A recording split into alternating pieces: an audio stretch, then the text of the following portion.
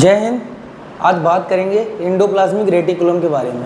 इससे पहले हमने लाइसोसोम को पढ़ लिया था, बहुत डिटेल में पढ़ा था। आज हम लोग इंडोप्लाज्मिक रेटिकुलम के बारे में पढ़ेंगे, छोटा सा टॉपिक है। इसके बाद गाल्जी बॉडी और अलग अलग कोशिकांग भी पढ़ेंगे, जो कि अगली वीडियो में है। आज हम लोग बात करेंगे इंडोप्लाज्मिक रेटिकुलम की। तो सबसे पहले हम लोग डायग्राम से समझते हैं कि ये हमारी सेल है। मान लीजिए ये क्या है, ये है सेल, और उस सेल में कौन सी सेल है, ये जंतु सेल, एनिमल सेल।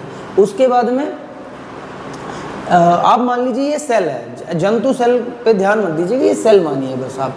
ये क्या है, और मैंने एक बात और भी है, इससे पहले भी आपको एक क्लास में बताया था कि कौन से पार्ट जो जंतु कोशिका में आते हैं और कौन से पार्ट जो पादप कोशिका में आते हैं और कौन से दोनों में है। ये सारी बातें मैंने आपको बताई हैं, लिखी भी होंगी आपके पास। तो आज हम पढ़ेंगे सेल। ये क्या है, सेल है।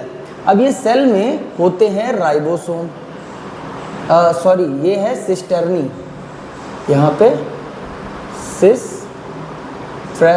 सिस्ट्रेवनी। हाँ, ये जो छोटे छोटे आपको पॉइंट, ये पहले आप समझिए ये क्या है, ये है न्यूक्लियस। न्यूक्लियस में क्या पाए जाते हैं, मैंने आपको बताया था न्यूक्लियस जो होता है इसमें पाए जाते हैं डीएनए, आरएनए, ये दो चीज़ें पाई जाती हैं। और भी कई सारी चीज़ें पाई जाती हैं, लेकिन न्यूक्लिक एसिड मतलब डीएनए आरएनए होता है। उसके बाद में ये जो संरचना आपको दिख रही है, ये इससे जुड़ी हुई संरचना, जो ये ऐसे करके, ये क्या है, यही है इंडोप्लाज्मिक रेटिकुलम। और इस इंडोप्लाज्मिक रेटिकुलम पे जो छोटे छोटे काले काले धब्बे आपको दिख रहे हैं, इसको हम लोग बोलते हैं सिस्ट्रेवनी। अब हम समझते हैं इंडोप्लाज्म। आपने डायग्राम समझ लिया कि ये डायग्राम में कोशिका में कैसा दिखता है। उसके बाद हम आते हैं अब इंडोप्लाज्मिक रेटिकुलम पे। ये क्या है, तो ये क्या है, झिल्लियों से निर्मित नलिकाओं का जाल है। कई सारी नलिकाएं और झिल्लियां मिलकर के एक जाल बनाती हैं। कई सारी नलिकाएं और झिल्लियां मिलकर के एक जाल बनाती हैं। उसी जाल को इंडोप्लाज्मिक रेटिकुलम बोलते हैं, और इसी जाल पर होती हैं सिस्ट्रेवनी। ये हमने आपको पहले ही बताया है।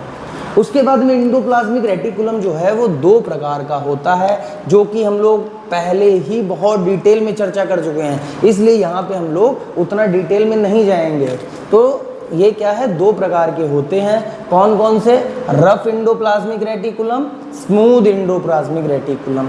Rough endoplasmic reticulum, smooth endoplasmic reticulum. अब ये रफ इंडोप्लाज्मिक रेटिकुलम है ये, और स्मूथ ये किस तरीके से अलग है। तो रफ वाला जो है, ये राइबोसोम इसकी सतह पर होते हैं।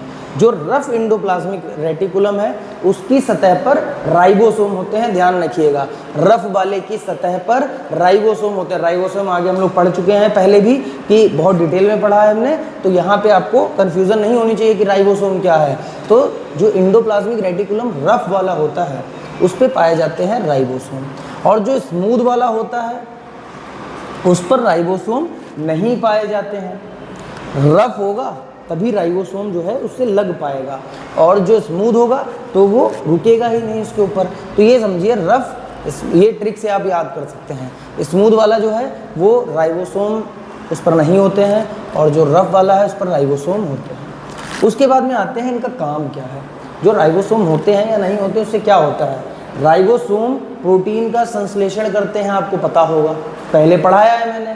तो राइबोसोम अगर प्रोटीन का संश्लेषण करते हैं और रफ वाले की सतह पर होते हैं, तो जो प्रोटीन का संश्लेषण है उसके लिए सतह कहाँ होगी, उसके लिए सतह कहाँ होगी, रफ इंडोप्लाज्मिक रेटिकुलम पे। बहुत अच्छे से मैंने आपको डिटेल में पढ़ाया था। उसके बाद स्मूथ वाला है, जब राइबोसोम ही नहीं है तो उसकी सतह पर प्रोटीन का संश्लेषण तो होगा नहीं, तो उसकी सतह पर होता है वसा अणुओं का संश्लेषण, ध्यान रखिएगा। उसके बाद में आते हैं ये जो इंडोप्लाज्मिक रेटिकुलम है, मैंने आपको बता दिया ये किससे जुड़ी हुई होती है, केंद्रक से जुड़ी हुई होती है। और केंद्रक से जुड़े होने के साथ साथ केंद्रक से जुड़ी है। अब करती क्या है, तो जो कोशिका है, पूरी कोशिका, इसको परिवहन करने में, आने जाने में इसके लिए मददगार होती है ये। इसी वजह से इसे क्या बोलते हैं हम, हाईवे ऑफ द सेल बोलते हैं। ध्यान रखिएगा, बहुत छोटा टॉपिक था क्योंकि हमने इसके बारे में डिटेल में पढ़ा है। ये रफ और स्मूथ ये सब बहुत डिटेल में पढ़ा है पहली क्लासों में। उसके बाद में राइबोसोम वगैरह इन सबको बहुत अच्छे से जाना था, तो अभी इसलिए इसमें डीप में जाना बेवकूफ़ी होगी। जो चीज़ पहले पढ़ चुके हैं उसे बार बार बताना ठीक नहीं है, क्लासेस की ड्यूरेशन को बढ़ाना हो जाएगा फिर। तो यहाँ पे हमने क्या पढ़ा है, इंडोप्लाज्मिक रेटिकुलम जो कि केंद्रक से जुड़ा हुआ होता है। इंडोप्लाज्मिक रेटिकुलम की सतह पर सिस्ट ट्रैवनी होते हैं और ये रफ और स्मूथ में डिवाइड होता है। रफ वाला क्या करता है, इसकी सतह पर राइबोसोम होते हैं, इस वजह से यहाँ पे प्रोटीन का संश्लेषण होता है। और जो स्मूथ वाला है यहाँ पे राइबोसोम नहीं होते, इस वजह से यहाँ पे प्रोटीन का संश्लेषण नहीं होता। तो किसका होगा, वसा का संश्लेषण होगा। ये पूरी कोशिका इंडोप्लाज्मिक रेटिकुलम की वजह से परिवहन करती है, इस वजह से इसे हाईवे ऑफ द सेल कहते हैं। किसे, इंडोप्लाज्मिक रेटिकुलम को। दो प्रकार के होते हैं, रफ और स्मूथ, ये मैंने आपको बताया था, और ये जुड़े हुए होते हैं। ये इंडोप्लाज्मिक रेटिकुलम में इनफ है। और मैंने ये भी बताया था कि इंडोप्लाज्मिक रेटिकुलम क्या है, झिल्लियों नलिकाओं का जाल है, ध्यान रखिएगा। इसी के साथ इंडोप्लाज्मिक रेटिकुलम खत्म होता है। अगली क्लास में जब मिलेंगे हम तो गाल्जी बॉडी और भी अलग अलग टॉपिक्स को हम लोग डिटेल में कवर करेंगे और काफ़ी अच्छे ढंग से उसे हम लोग पढ़ेंगे। जय हिंद, जय भारत।